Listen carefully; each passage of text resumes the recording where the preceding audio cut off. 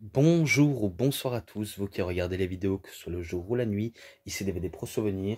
Aujourd'hui, encore un tagat classique sur les différents pay-per-view. Donc je vous le montre directement.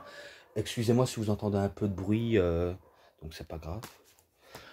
Donc tagat classique sur No Mercy et Armageddon en 1999. Donc voilà. Les DVD, j'ai pas besoin de vous montrer, vous le saviez. La liste des matchs. Ouais. Alors, tout d'abord. Ah, il est marqué. Donc le parrain contre Midian, accompagné par Viscera, en match simple. Match sympa pour commencer le show. Vraiment sympa. Donc c'est victoire du parrain. Et ce match-là, je mets un 3. Ensuite, Fabulous Moolah, accompagné par Mae Young contre Ivory, pour le titre féminin de la WWF. WWE. Pas très bon match. En tout cas, c'est pas un match très top. Donc ce match-là, je lui mets un 2,40. Je mets un 2,40. Ensuite, les Hollies. Donc, on va dire la famille Holly. Donc, Crash Holly, Hardcore Holly. Contre les New Age Outlaws en match par équipe. Eh ben, c'est les cousins Holly qui battent les New Age Outlaws, mais par disqualification. Donc, les New Age Outlaws se sont fait disqualifier, à mon avis. Donc, si j'en crois bien ce qui est marqué. Ce match-là, je mets un 3,10. Ensuite, Shaina contre Jeff Jarrett, accompagné par Miss Kitty. Osei Keeping. Ouais, pour le championnat intercontinental. Donc, c'est là où ils font ce qu'ils veulent. Et c'est même là où je crois où Shaina remporte pour la première fois le titre intercontinental, qui est la seule de l'histoire à remporter ce titre. Donc ce match-là, je l'ai déjà noté en description. Enfin, je vais le noter en description, donc vous inquiétez pas. Mais c'est victoire de Shaina. Ensuite, The Rock contre le British Bulldog en match simple. Je ne donne pas cher de la peau du British Bulldog pour battre The Rock, vu comment The Rock, il peut battre tout n'importe qui. Donc c'est le Rock qui bat le British Bulldog. Je sais bien un Rock Bottom ou Pipo's Elbow. Donc il remporte dans les deux finishes comme ça. Et c'est victoire de The Rock. Ce match-là, un 3,40, car j'ai trouvé plutôt bon. Voilà. Ensuite, match de échelle. The New Brood, Hardy Boys. Jeff Hardy et Matt Hardy. Contre Edge et Christian. Donc les... Ah non, non. Ah non, non. Gangrel était avec Jeff Hardy et Matt Hardy. Anciennement avec Edge et Christian. Donc anciennement. Donc là, il accompagne les Hardys. Celui-là aussi, je l'ai déjà reviewé dans A Decade of Decadence ou Twist of Fate, Matt et Jeff Hardy, Story, peut-être dans le Best of des Hardy Boys aussi. Donc c'est les New Brood Hardy Boys qui battent Edge et Christian. C'était pour le match de l'échelle, pour les services de gestion de 100 000 $ de Terry Runnels. Donc voilà, ce match-là, je note en description pour m'y jurer. Ensuite, Val Venis contre Mankind en match simple. Je croyais que ce serait Mankind qui pouvait battre Val Venis. Finalement, ça n'a pas été le cas. Donc, c'est victoire de Val Venis. Et ce match-là, je lui mets un 3,20. Hein. Ensuite, les deux matchs, après c'est terminé, et je passe à l'autre. X-Pac contre Bradshaw, que lui, il est accompagné par Farouk et Kane. Match élimination aux 4 corners. Aux 4 corners. À mon avis, je crois qu'il affronte les trois, à mon avis. Un chacun. Ça, je me rappelle plus de ça. Je me rappelle plus de ce moment. Mais c'est pas grave. C'est victoire de X-Pac, car il bat... Ah, mais si. Un match à 4. Ah, en fait, je suis en train de regarder mon autre téléphone. Du coup, je vois que c'était X-Pac contre Bradshaw avec Farok et Kane. Donc j'avais même pas remarqué. Donc Kane contre X-Pac, contre Farok, contre Bradshaw. Donc voilà. C'est X-Pac qui bat les deux gros, enfin les trois gros monstres. Donc voilà, ce match-là, je mets un bon 3,5. Voilà. Et l'autre, je crois que je l'ai déjà noté dans le petit coffret de 2 DVD de Triple H. Triple H contre Stone Cold Steve Austin. Un match, aucune disqualification, enfin, aucune prise interdite pour le championnat de WWE, bien sûr. Si je me rappelle, ça se bat tranquillement, de manière intensément. C'est là où The Rock vient pour prêter main forte, mais sauf qu'il n'a fait que gêner le match pour Stone Cold. Et du coup, ben, au moment où The Rock voulait donner un coup de massue dans le bid de Triple H, et ben, il visse le ventre de Stone Cold Steve Austin. Et du coup, ben, ça permet à Triple H de battre Stone Cold et de conserver son titre. Donc ce match-là, je le noterai aussi en description. Maintenant, je passe à l'autre.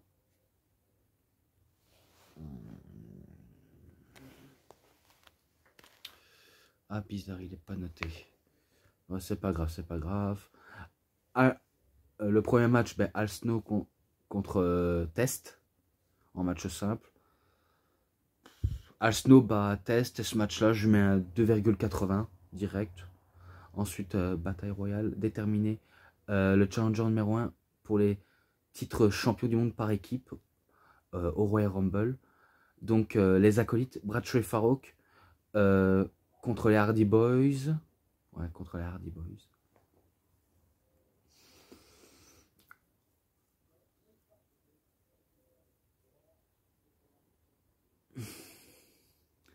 Ouais, en plus, je suis en train d'essayer de mieux comprendre les choses. Mais sauf que je crois qu'il n'a pas eu que ça. Il n'a pas eu que ça. Il y avait les Dudley Boys, Edge et Christian, Ed Bangers, Men of Street Pose, les Too Cool, The Godfather et Mark Henry. Donc ils étaient nombreux sur le ring. Et finalement, je sais pas si c'est vrai, mais c'est les acolytes qui ont éliminé en dernier les Hardy Boys. Donc voilà. Ce match-là, 3,5. Donc celui-là, je mets un 3,5. Et l'autre, un 3,40 entre Kurt Angle et Steve Blackman, car il était bon. Là, j'avoue, il était plutôt bon. Donc voilà quoi. Kurt Angle, ben, il bat Steve Blackman avec son ankle lock ou Olympic Angle Slam, je crois. Ouais, c'est l'un des leurs. Donc celui-là, j'ai déjà noté. Ensuite, Miss Kitty contre Bibi Ivory, qui est accompagnée par Jacqueline, je crois. Attendez. Non, je me trompe. Ivory, Miss Kitty, Jacqueline et Bibi. Eh ben, c'est Miss Kitty qui les bat et qu'elles deviennent, enfin, match de poule en robe de soirée pour le championnat féminin. Avec Fabulous Moolah et Mae Young comme arbitre invité spécial. Non, il doit pas être top, hein, celui-là. Je vous le dis, il doit pas être top. On connaît dans l'Attitude Era, c'est là où on va dire où il faut un concours de robe et que, si je me rappelle bien, Miss Kitty, ben, elle se déshabille devant le public et du coup, ben, je crois qu'à la caméra, ça floute et celle qui bat ses prétendantes. Donc je crois que c'est elle qui devienne championne, mon humble avis. Bref, c'est pas dingue, ce match-là, 2,60, obligé.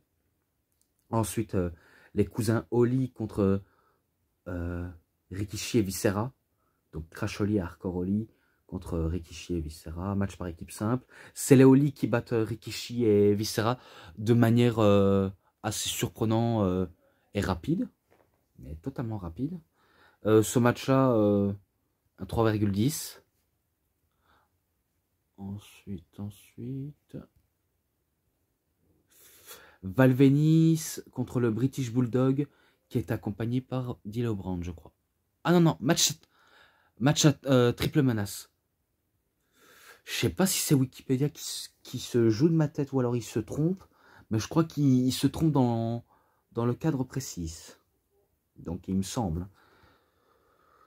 Alors, vu comment il s'est un peu passé tout dans ce match, euh, et que le Bulldog c'était lui le champion européen, hein, en plus c'était pour le titre européen, et ben de manière inattendue, ben, c'est Valvenis qui bat Bulldog et D'Lo Brown et il devient champion européen.